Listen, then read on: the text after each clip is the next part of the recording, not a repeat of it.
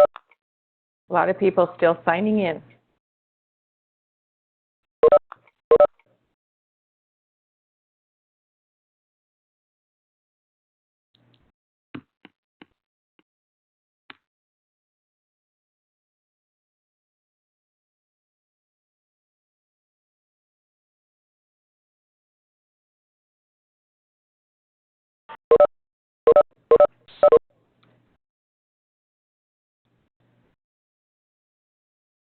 Ryan, are we ready?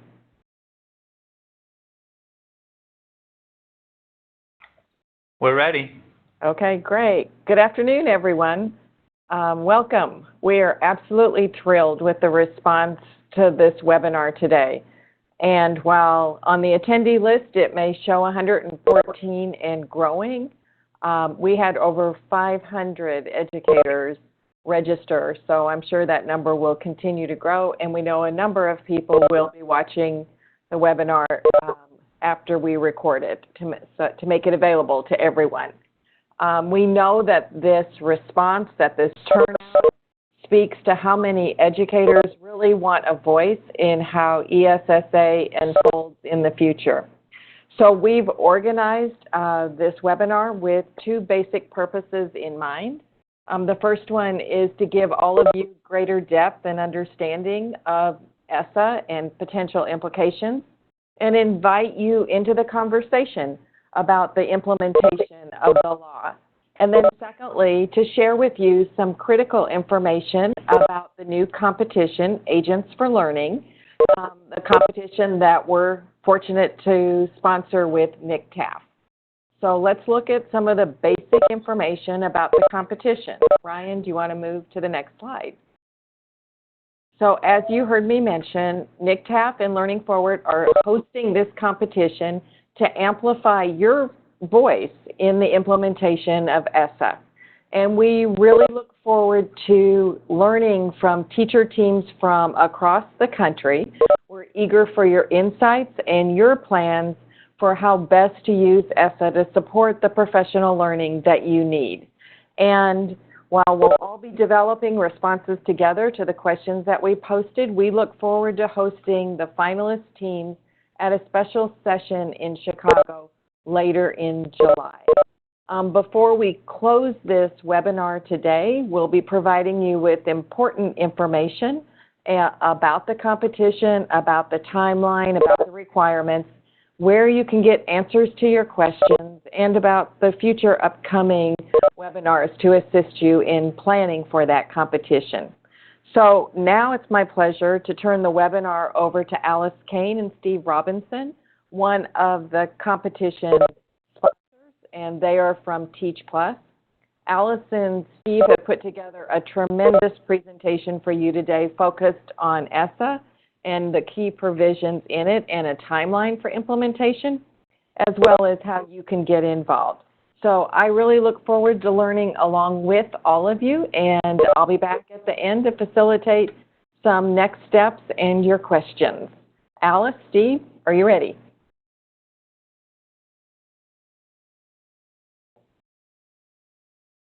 Hopefully we can connect to them. So we're ready for the next slide. We're ready for Alice and Steve from Teach Plus. Let's see if we can make that transition. Okay, this is Steve Robinson. If we can go to the next slide. There you go. I'm going to be joined by Alice Kane, who's actually going to start this off, and we're going to talk about some of the principles of the new law, the Every Student Succeeds Act. So Alice, if you'd like to take it over. Can you hear me? Yes. You can. Great. Thank you. Thank you all so much for making time tonight. We're really excited to share a lot of information we got packed in. My name's Alice Kane. I'm the Executive Vice President at Teach Plus, where I work closely with teachers around the country who want to impact policy and try to build bridges between teachers and policymakers. And just a brief bit of background, I previously worked on education policy in the House and Senate and Clinton administration, as well as at the Children's Defense Fund for close to 20 years. And Steve will introduce himself when he takes over in a few minutes. So Teach Plus is a national teacher leadership organization that empowers excellent, experienced teachers to take leadership over policy and practice issues that affect their student success. The module that we're presenting to you tonight is one of 15 modules that Teaching Policy Fellows receive as part of the Policy Fellowship. So just to give you that context, and we hope that it will set the stage for many successful entries into the design competition. So Ryan, if you can take us to the next page. We have 5 goals for tonight. We want to give you a good grounding in what ESSA is. We're going to go through key provisions of the law. All of the ones that we're talking about, teachers help shape in very meaningful ways. I'm not going to go into detail about that, but if you have questions, happy to answer those at the end. We're going to talk through in great detail the next steps in implementation. The short message there, now is the time to get involved. We're going to talk through the best ways teachers can get involved. We've spent a lot of time looking into that and talking to policymakers at all levels about that. So we want to pass on what we've learned. And lastly, we're going to do deep dives into 4 provisions of the law where we think it's especially important for teachers to help shape implementation, can really be make or break help from teachers as the implementation moves forward in the states. With that, Ryan, if you can please move to the next slide. So what is the Every Student Succeeds Act? It is a new law signed late last year that we're in transition period right now. As you can see, many of the provisions take effect this August when the current ESSA waivers expire. There's other provisions that take effect during the next school year. And just by way of background, this law it's really a civil rights law, and the focus is on kids who were the focus initially in 1965 of the war on poverty. And that was a very, very interesting time in our country with a very Head Start law was passed, the original Adult Education Act, a number of other pieces of education legislation, the Voting Rights Act, the Civil Rights Act, and this was one in that whole series. But the idea behind the law was really to have some federal support and push for schools, particularly schools working with a high proportion of kids in poverty, to help them have equitable access to a good education. The law, in theory, has been reauthorized every 6 years, sort of the federal education cycle. In practice, Congress has not always met the deadline. There were about 15 years between the last iteration, which was No Child Left Behind, and the current iteration, the Every Student Succeeds Act. So hopefully Congress will get back on schedule. But the upshot is that this law will cover education policy, K-12 education policy for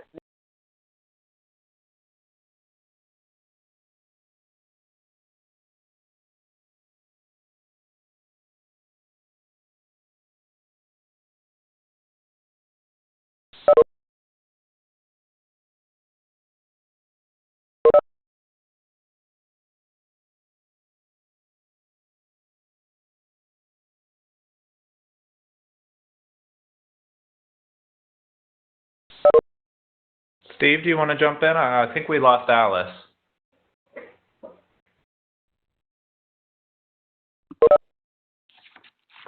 Okay.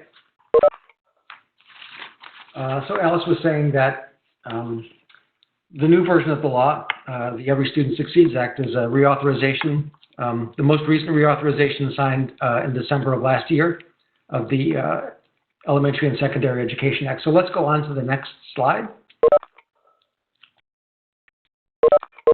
Can you hear me? Yeah. Okay. Alice is back. Yes. Thank you.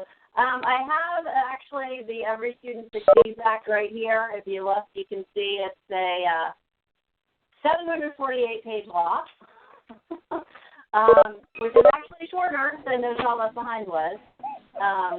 But this is sort of the table of contents or highlights of the law. I'm not going to go through each one here, but as you can see, it covers everything from the Title I program, which is really in many ways the heart and soul of the law, to the Title II program, which we'll talk a little about, which supports teacher and principal quality, to provisions for English language learners, after-school programs, and much more. Ryan, can we have the next slide, please? So a few highlights of those 748 pages. The law upholds high academic standards for all students, state-designed accountability systems. This is in many ways, it's a pendulum swing back from No Child Left Behind, where there was a fairly prescriptive federal role. And in many ways, ESSA is the pendulum swing back to a less prescriptive federal role with much more autonomy in the states around different provisions, including accountability, including interventions. There's a requirement for focus on the lowest performing schools, including high schools with high dropout rates and schools with significant achievement gaps, but much more autonomy for the states and local school districts in what they do to help address those problems. And that's part of why we think it's so important for teachers to be part of the decision-making process at the state level. If you're at the table and you're talking about interventions that you know work, or if you hear policymakers discussing interventions perhaps that you know won't work, it's really important to share that perspective because every state will be designing its own plan for both accountability and intervention. The law does retain annual assessments, although there's some interesting provisions that could dramatically reduce the time spent on testing. We'll get to that a little further in the conversation.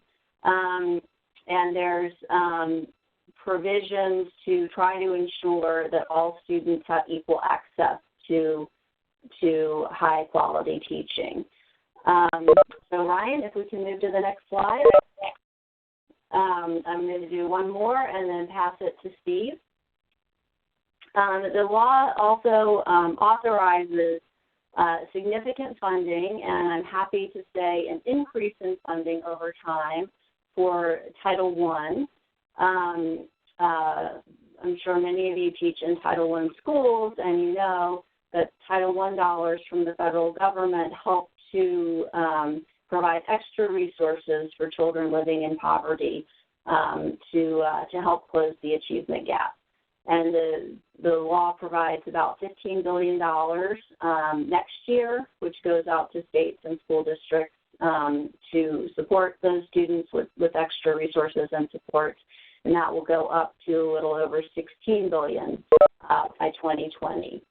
Another key set of provisions around Title II or teacher quality, which provides,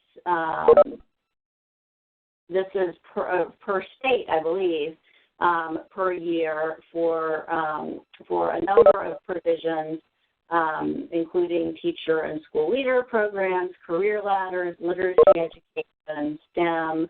We'll talk a little bit more about some of those provisions later in the conversation as well. But now I'm going to hand it off to Steve Robinson, who, as we at Teach Plus like to say, is bilingual in both the language of policy and the language of practice. He may want to tell you a little more about himself. Thank you so much. Next slide, please, Ryan. So a little bit about myself. I'll just say that I was a teacher, and I came to Washington, D.C. many years ago on a fellowship, and I got placed in the office of then Senator Barack Obama. I worked for Senator Obama and President Obama for 8 years, both in the Senate and on the transition team, and then at the White House. But I felt the urge to go back to the classroom, so I went back to the classroom and taught for 2 years in a school in Harlem, in New York City. But recently moved back to Washington, D.C., and I'm working with Teach Plus, and I'm really enjoying this opportunity to kind of walk back and forth along the line between teaching, practice, and education policy. So Alice gave a great introduction that ESSA is now the law of the land, but you probably in your classrooms and schools and districts haven't seen that there's much difference yet. So the question is, what's next? What happens after a bill becomes law? And what's happening now is that it has to be, you follow the law, teachers in schools and districts follow the law, but to follow the law, it really needs to be clarified and interpreted first. So it's translated into rules and guidance for states and districts and schools to implement. And that's kind of where we are. There's lots of things happening about how to interpret and how to provide guidance about various aspects of the law. And that happens at many levels. If we look at the next slide, Ryan, the next slide. So, there are multiple levels at which education policy is made or implemented. So it's implemented at the school classroom level by teachers and guided by principals, responsible to school boards, local school boards, state school boards. So there are these many, many different levels of education policy and education implementation. And if you want to have a voice in implementation of the new law, or think about how to affect policy as it's being made, or as decisions are being made, or as regulations are being made, you have to be aware of where the levers are. Who has the resources, who makes decisions, and who implements. So it's very important to be cognizant of this multi-level system that we have in America for public education. In the next slide, we're thinking about what are some of the next steps. So what's actually happening now? The law was passed in December, and there are things happening at several of the levels that we just saw. So the Department of Education is now at the point where it is creating regulations at the federal level about how the law should be implemented. And there are many steps. The federal regulatory process is a complicated process. One of the things that it includes, and that's really important, is that it includes public feedback. It includes and requires stakeholder input for implementation of the law. So there's much happening at the Department of Education, thinking about what guidance to issue, what regulations to issue, and how to do that. But there's also things happening at the state level. So ESSA, as Alice mentioned, leaves a lot of the responsibility and a lot of the decisions to be made at the state and local level. So states are in the process now of creating plans, and they have to, as they create these plans, include feedback from various stakeholders around the state. And that includes teachers. It includes teachers and school leaders, and includes parents. And it's very important to realize that this is going on. It may not be transparent. You may not know where it's going on, but there are probably discussions going on in your states, and maybe discussions going on at the local level about what the new law means and how to implement it. Now, a lot of this implementation won't actually happen until the waivers, which were issued under the previous version of the law, No Child Left Behind, expire, and that's August 1st. But there are discussions about how to transition to the new law after those waivers expire. And those discussions are happening at many different levels and in many different locations. Next slide, please, Ryan.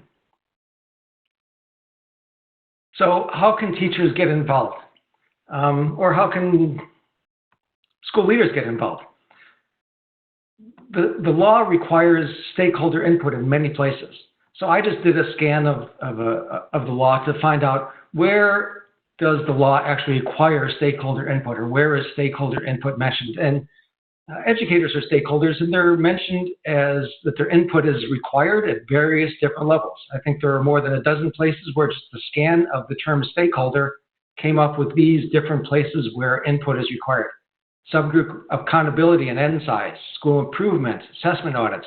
There's lots of different places where, as states and districts develop plans, they actually have to reach out to stakeholders, and they're required to include or to consult, to include stakeholder input in the decisions and in the plans as they develop them.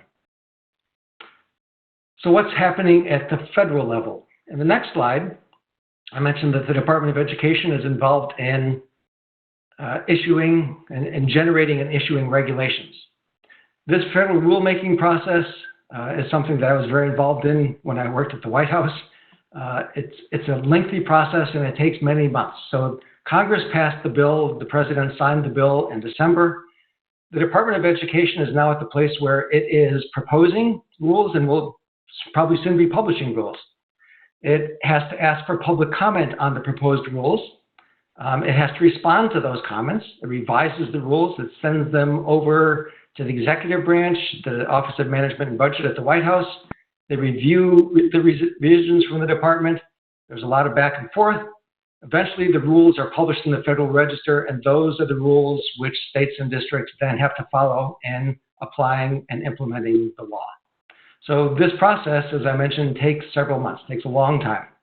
If we take a look at the next slide. So where are we now? We're still at the kind of first steps. The Department of Education proposes and publishes rules. So very early in January, there were public hearings held in the district and in Los Angeles. And the Department of Education asked for public input on what they should regulate on and what they should guide on. So they put out a request for information asking for comments from the public. There's a website where people could respond. There were over 350 comments received, including some from Teach Plus and other organizations that are represented on this call tonight. And there was another process called negotiated rulemaking. So there were two specific provisions in the law around assessments and around a provision called supplement, not supplant, that were required to undergo the process of negotiated rulemaking in the law. If we could go to the next slide. All right, if we go to the next slide, please. Here we go. Okay.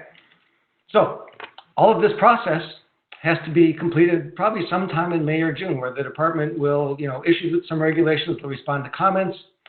The White House, the Office of Management and Budget, has to review the rules, has to publish the rules, and there's a timeline because it's the end of this administration. The timeline is that there's a law called the Congressional Review Act that allows Congress to review the regulations that are issued by the department. So that puts a pretty tight timeline on when these rules have to be issued. They'll probably be completed first round in May or June so that people can respond, so that they can be reviewed, and so that they're not overturned by the next administration if they agree with any of the rules or regulations that the department decides to issue. Next slide, please. And this goes back to Alice, where we're talking about various provisions where people can get involved. Great. So I'm going to speak now actually about 4 key provisions in the law that I think will have the most impact on students and teachers. And we're going to look pretty closely at opportunities to get involved in all 4 of them. And I hope you will consider weighing in on 1, 2, 3, or better yet, 4 of them as the law moves forward in your state and in your school district and in your school and classroom. So starting with assessment, what's the same? Key provision around the frequency of statewide assessments is the same as under current law, which is current statewide assessments annual statewide assessments in grades 3 to 8 and once in high school. The law, in a related provision, maintains the requirement that this data be broken out by different groups of students. And the goal here is really around the whole concept of information is power. And so if schools and districts have the information about where the successes are and where the challenges are, then that gives them power to do something about it. And I will say, when I worked in Congress, this was one of the provisions that we heard the most about from educators, particularly superintendents, about this data and principals about this data being really, really important and really, really helpful. And I think during the rewrite of the law, pretty much everything was on the table for discussion, negotiation, and change. And, you know, as you'll see, a lot of it was discussed, negotiated, and changed. But this was a provision that I think was really held sacrosanct by educators and policymakers. So that's what's the same. Ryan, can you move to the next slide? And we will talk about what's different. And hopefully you can see the little cartoon. This is the test to the test for the test to see if we're ready for the test. So starting, actually, I'm going to start on the bottom of the slide with the assessment audit provision. This was something that a number of teachers helped actually write and advocated. Teachers across a number of teacher voice organizations helped advocate for the assessment audit provisions. And what the law does is it creates or provides grants to states, which will also go to school districts, and provides funding to go along with it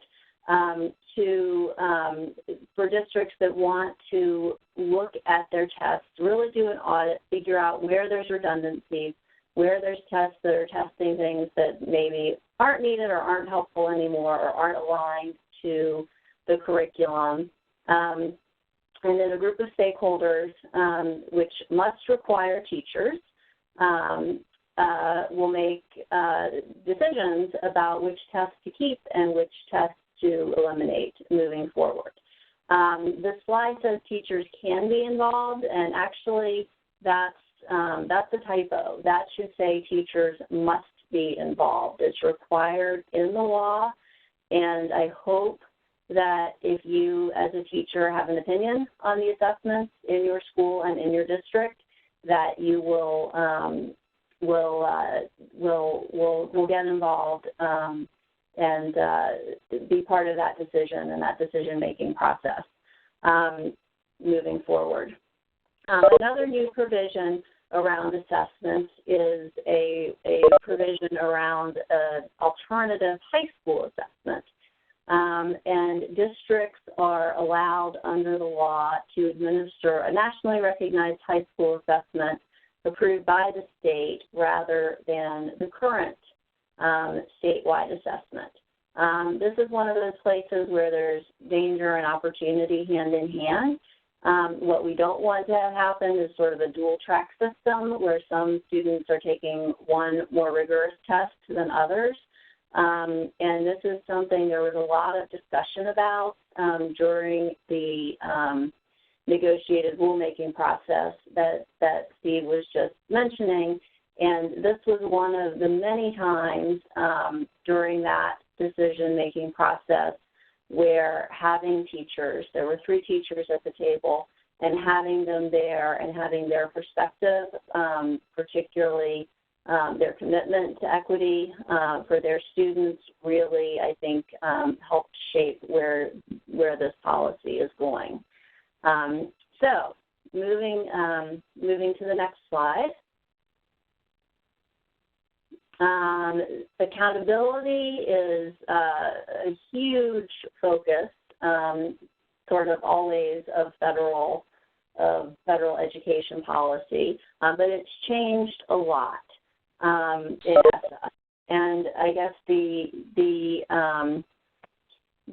headline here is that the No Child Left Behind accountability system is gone. And as I said earlier, the new law is really in many ways a pendulum swing far, far away from No Child Left Behind, and I would say these provisions are perhaps where it swings the farthest. And there's still accountability requirements, but rather than the very prescriptive No Child Left Behind, in year 1 you must do this, in year 2 you must do this, in year 3 you must do this, it really opens the door broadly to states to make decisions using the data from the assessment to create their own accountability systems. So we will have 50 accountability systems in 50 states, probably a couple years from now. It'll take a little time to put them together. And one of the things that the law was very clear about is that the states cannot base their accountability systems just on test scores. And there's a requirement that there be multiple measures, including an indicator of school quality or student success. Now, this is important because that indicator has to be there, but the law does not say what that indicator will be. And so that's a decision that superintendents, perhaps, legislators, school board members, principals, teachers, parents, there's huge room for input during the decision-making process on what that is. And, I think in states that make smart decisions on that will be a lot better off over time than states that don't. But that's a big question mark that has not been answered yet. The law also requires states to intervene in the lowest performing 5% of schools, in schools where groups of students, we had the list on a couple slides ago, if there's a group of students that are falling behind, and in high schools with low graduation rates. Again, there's a great opportunity here. Several states we're aware of have recently set up ESSA stakeholder committees, are looking for teachers to be part of those committees, and really, make some important decisions about what factors are going to go into accountability systems, and also then what the interventions are. So for schools that are struggling, what actually happens. And again, there's a requirement that something happen in the law, but it's up to states to figure out what that is. So again, states that make smart decisions will land in a good place. States that don't, won't. So if you have an opinion, these decisions will probably be made over in some cases they're starting to look at it now, but probably over the next 6 or 8 months. The states are required to submit their first plan on this to the Department of Ed, I believe, in December. So a lot of conversations just starting up. Ryan, can we have the next slide, please? The other opportunity around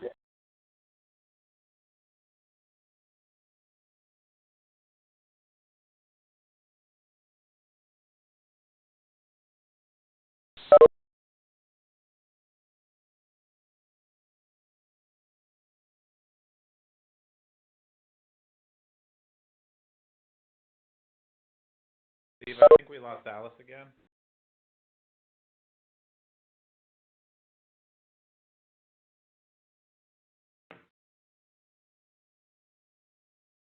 states to really make a 2.0 for the new report cards. It has you can see the list, it has some guidelines for what those should look like, and I would point you to the last one where it says other. And other can be a lot of different things. So if there's things missing from this list that you think are important for parents and the public to know about what's going on in your school, then, this is a great opportunity to get that on the list. If not, or if there's things that you don't think make sense, it's also a great time to be at the table and share that with you. Ryan, can we have the next slide, please?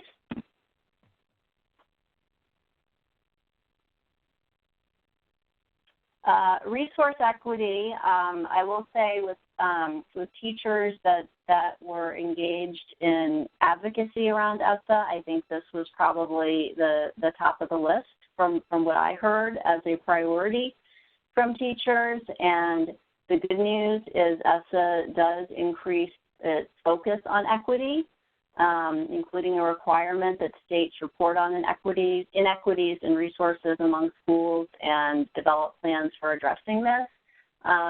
Now, we all know writing a plan is not the same thing as actually doing it. And there's some opportunities here. There's also some dangers here. There's certainly room to improve transparency and, as I discussed earlier, use the data to redirect resources to schools and students that really need it the most. There's also a quite heated debate at the federal level right now about the set of provisions Steve mentioned earlier, supplement, not supplant, which is really about funding for Title I schools and whether or not that funding is in addition to state and local resources. So it's some extra dollars to schools, high proportion of children in poverty, or whether it's those dollars are just used to backfill holes in state and local budgets. We've been quite involved advocating for the former, not the latter. In some ways the jury is still out on this one, but it's a great place to get involved and have your voice heard as this moves forward. So moving right along, I have one more slide, and then I'm going to pass it back to Steve. And teacher leadership, last but certainly not least. The law does some really exciting things here. The good news, great news, is that it provides funding, close to $3 billion a year total, that will go to states and can be used to create opportunities for effective teachers to lead evidence-based PD for their peers. And one of the things we hear the most from teachers is that master teacher-led PD, PD by teachers for teachers, is the best PD out there. We hear that over and over again, and so there's a lot of opportunity through the law for states to really beef that up and provide much more of that kind of PD for teachers. There's also more funding for support for teacher leaders who are part of instructional leadership teams, and there's a lot of opportunities around building career ladders and career paths for teachers, including hybrid roles that allow teachers to be in the classroom part-time and take other leadership roles, such as mentoring roles or even, potentially policy roles part-time as well. So we were thrilled about those provisions. The good news is they're there, and I think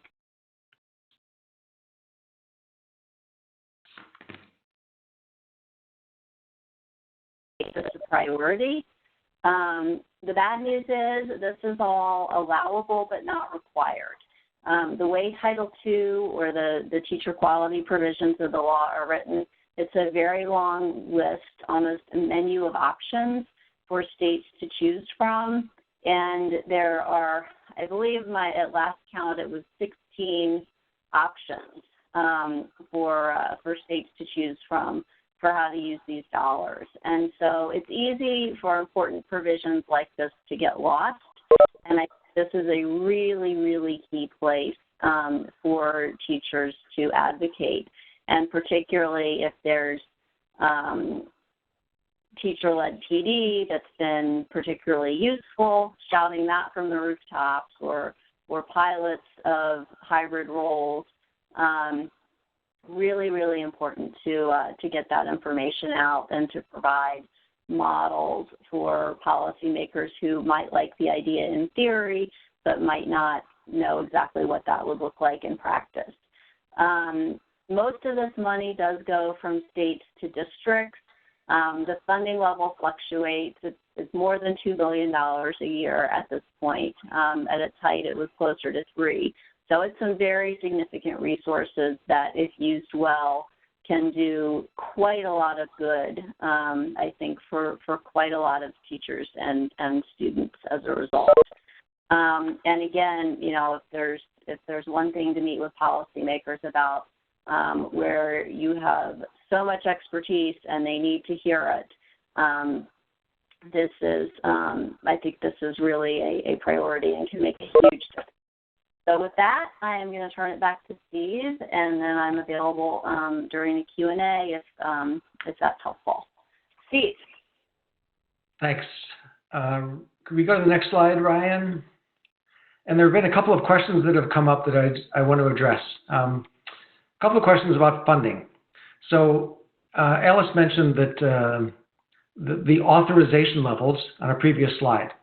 So authorization, the amount of money that the people who passed the law should be spent on education, is different from appropriation, the amount of money that the federal government actually decides to spend.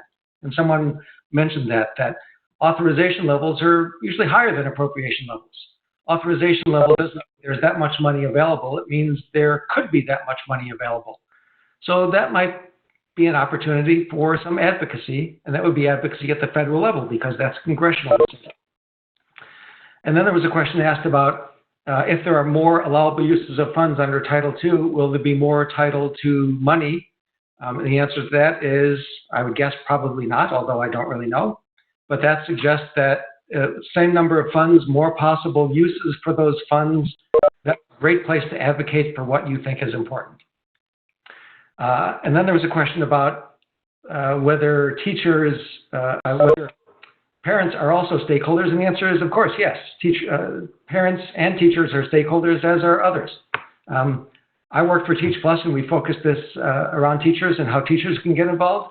But stakeholders include lots of different people, lots of different groups, and lots of different voices. So it's important, whether you're a teacher or a parent or both, that your voice be heard if you want to have any effect on how implementation is affected and how policy is made. So I want to go back to take a look at this slide. And there was a White House briefing, I think it was back in February, where the White House called in several hundred teachers to ask for some comments and to give some update on what ESSA was. And one of my Teach Plus colleagues, Patrick McAllister from Indianapolis, asked the officials from the Department of Education who were there that day, you mentioned that ESSA has lots of opportunities for stakeholder feedback. What's the best way for teachers to get involved in that feedback? And this answer could apply to teachers or to principals or to parents. So let's go to the answer on the next slide. The Department of Education official gave a long answer, which I've tried to condense here. I'm saying basically three things, and they're all issues about how do you actually advocate for things that you want. The first is, as Alice mentioned, ESSA gives a lot of authority and a lot of responsibility back to the states and districts. You don't have No Child Left Behind to blame anymore. It's now up to you. So this is a conversation that's happening in 50 states, and that conversation is probably happening now. Even if states don't have to come up with an accountability plan for a year, they're probably having discussions about it. So as was said during that day, there will likely be multiple advisory boards. Find out where they are and how you can get on them and how you can have some input. Secondly, the department's going to be calling in new state plans. And those state plans largely require at least some engagement from teachers and other stakeholders. Those state plans will lead to the plans in your school district and will lead to the plans in your school. So that's another place where you get involved. Find out where the state plans are being developed and how you can have input there. And this is really a question about what are the issues that move you. What do you want to advocate about? And this leads to the third point, and that is that these are really questions about relationships. Implementation is done by people and policies are decided by people. So the question is, who are the people at your school, in your district, maybe it's the principal, who are the people who will be making decisions about implementation, about, for example, how Title II money is being spent. Those will largely be district level decisions. And after this webinar, you can declare yourself an expert on ESSA and ESSA implementation.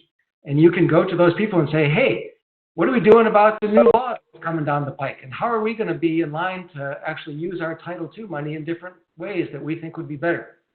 So, think about how to build those relationships. Who are the people? You can start with those local people in your school, and in your building, and in your district, and build a relationship with them. Who is going to be making the decisions that you care about? This law is a big thing that has a lot of titles and covers a lot of different provisions. So you have to decide where your passion is and where you're going to advocate. And that's really important. Next slide, please, Ryan. So going back to thinking about what the timeline is. So we're already partway through this timeline. There were public meetings, as I mentioned before, on Title I in DC and Los Angeles, and there were lots of written comments that were submitted to the department. There have been congressional hearings, lots of fireworks at some of those congressional hearings. There were negotiated rulemaking panels, which took place in March and April, and Alice talked a little bit about that. So there were negotiated rulemaking about two issues: assessments, where there was a consensus reached, and the supplement not supplant provision, a very important provision where there was no consensus reached. So in the next couple of months, the proposed regulations will be issued by the department. They'll be put out for public comment. I mentioned before that when they had public comment open on Title I in January, there were about 400 comments. How do you make public comments? You actually have to pay attention to federal websites. There are two websites that you may not know about. One's called regulations.gov and one is called reginfo.gov. And those are places where those regulations will be open for public comment sometime over the summer. Then in August, the state waivers under No Child expire. We start moving and transitioning more to the new law. And in the fall, the department will probably respond to public comments, issue the proposed rules, and all of this at the federal level probably has to be done sometime in December. So that's a timeline for lots of the things that are happening at the federal level. Ryan, let's go to the next slide, please. So that's what's happening at the federal level, but at the state and local level, people are thinking about what their plans will be. How are they going to respond to the fact that there's a new law? How will they respond to the fact that they now have new opportunities and new responsibilities and new requirements and new flexibility under this law? And I've talked to some of my teacher friends across the country, and they say, well, nobody has any idea what's happening. Well, that may not be true. It may be that some people have an idea what's happening and they don't want you to know yet. So it's time to be asking those probing questions and building those relationships and find out how you can help if you want to advocate for change and for improvement under the law. And then next year, in the 2017-2018 school year, that's when the new state accountability plans actually take effect. And those state plans will affect district plans, and those district plans will lead to the plans in your school. So there's lots of opportunities, many of which Alice talked about already. Opportunities for testimony, school board, state legislature, Congress, places to make comments, ways to make meetings with policymakers and to build those relationships as they're making decisions. Writing articles to your local newspaper, all the ways that you build some voice in terms of advocating for change and advocating for the right things to be done under the new law. The next slide is our last slide, and we're offering here a couple of resources. One is a website that we've set up at Teach Plus. So if you have questions that arise from this webinar tonight, I guess Alice and I and some other people at Teach Plus will be attempting to answer those questions. I've already seen a number of questions that people have submitted about a number of different topics, so we'll be scurrying, but we'll try to be as responsive as possible. And then I want to mention an opportunity. Alice mentioned that we have this fellowship that has I think 18 different modules. We're offering some of these through an online course called Teach Plus Online, which I'm helping to develop, which is going to launch in July after the school year is over. So over the summer, you can learn a lot about ESSA and about policy and advocacy and telling your story and ways that policymakers will listen to. So I think that we're going to have a link, and it will certainly be available as a link when this webinar is archived, so that you can go and register for that course. And I'll mention a couple of things. One, it's free, I said. And second, it is not a webinar. It's much more like a university-level online course. So it's asynchronous. It will be short videos. It will be short textbook understanding and assessments that you can take. You can do it on your own time. And I think I mentioned that it's free and it's launching in July, and there's a way to sign up for it. And we have a little teaser, a little preview of that course and what it will, just to give you some sense of what our priorities are at Teach Plus and how we think it's really important for teachers to become bilingual in the language of policy and the language of practice. And there's a preview that will be available there too. So I think now I'm turning it back to Stephanie. That's right. We'll see if I'm there. So Ryan, do you want to move forward? Thank you. Hey, Steve and Alice, that was fabulous. Thank you very, very much.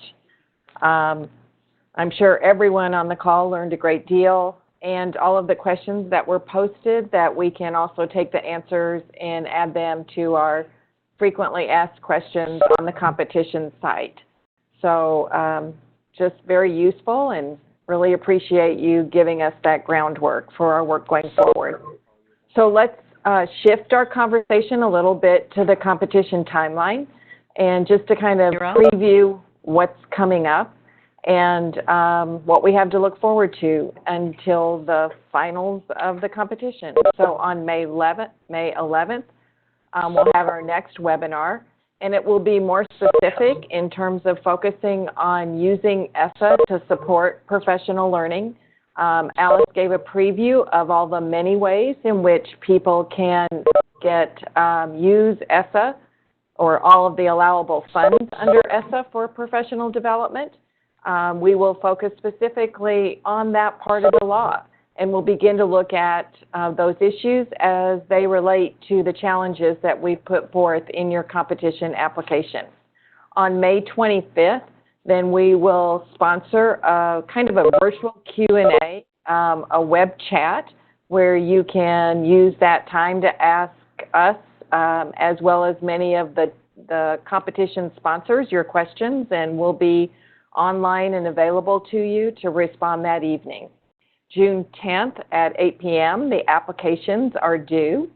And then on June 21st, we'll be notifying the finalists. And we expect to choose about approximately 10 teams who will be the finalists. And if you're among those 10 teams, then you will be invited to join us in Chicago.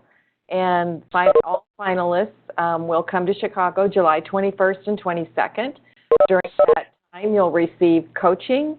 You'll transfer your questions into a presentation template guidance that we'll be offering, and then we will live stream your presentations to a select panel of judges. So Ryan, if I can have the next slide. So throughout this process, between now until the time that your applications are due, you can go to the competition website cited here. You can download the application and all of the details about the competition. You can check out the FAQs, and every time we get another question, we will be adding to that document, so it will be dynamic and constantly growing. We have resources to continue to provide you background on ESSA, and this is also the place where you can go back and review the archived webinars, because I'm sure there are many things you're going to want to review from tonight's session. Ryan, do you want to go to the next one? So our next webinar, as I mentioned, is May 11th at 6 p.m. And I look forward to being the individual who has the pleasure of sharing with you my own deep dive into professional learning and the implications from what can we do with that in terms of taking advantage what ESSA has to offer us.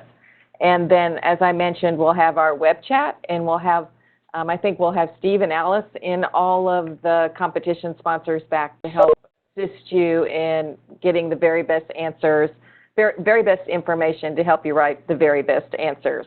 Let's go to the next slide. So I think one of the most exciting things about this competition is the number of sponsors who have signed on.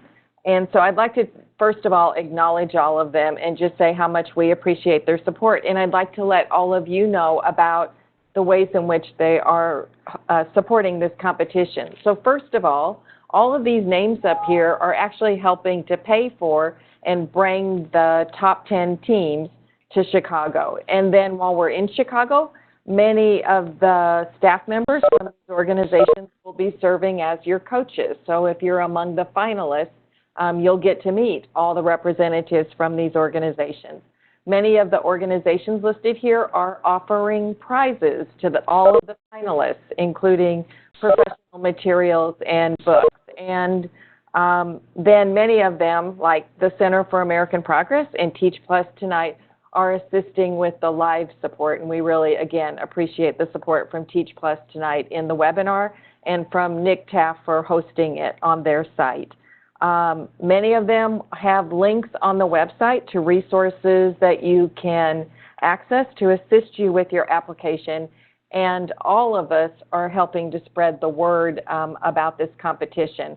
I think I have this right, and I know Tracy will put it in the message to everyone, but we have a special hashtag for the competition, and that hashtag, I believe, is hashtag agents and the number 4 learning. And so if that's correct, Tracy, maybe you'll put that there so everyone can see it.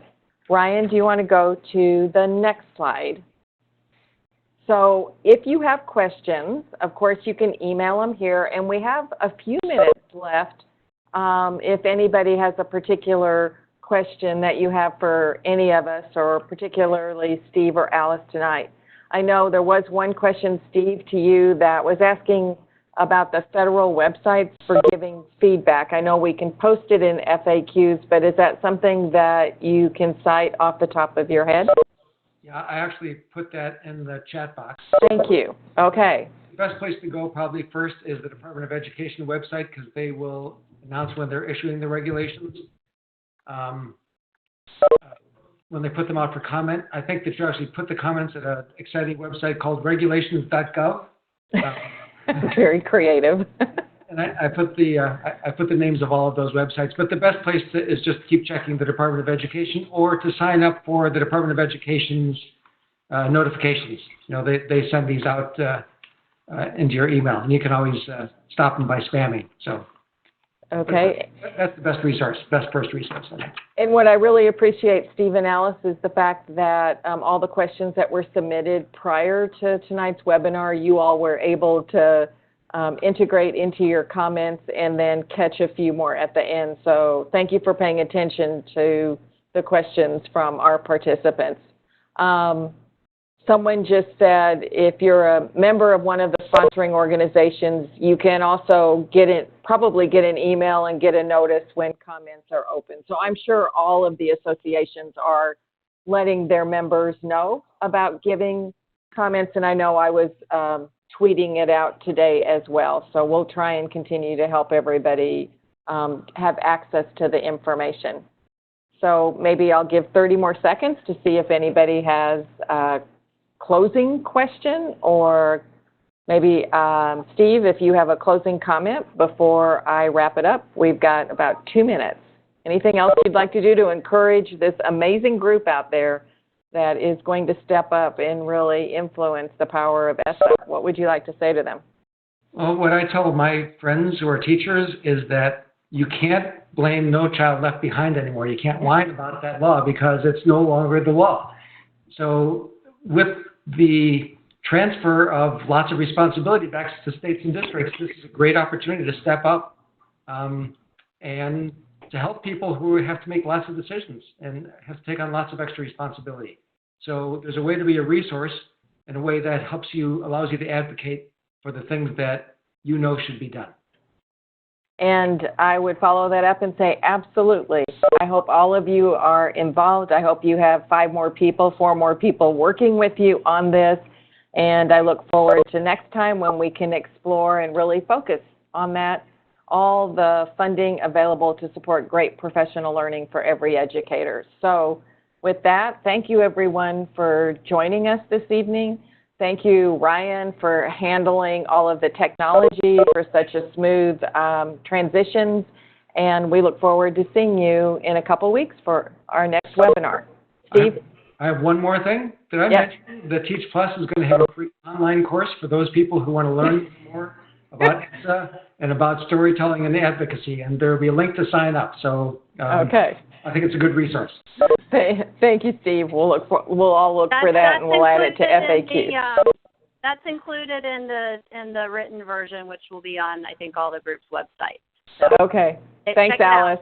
Thanks, Alice. Thanks, everyone.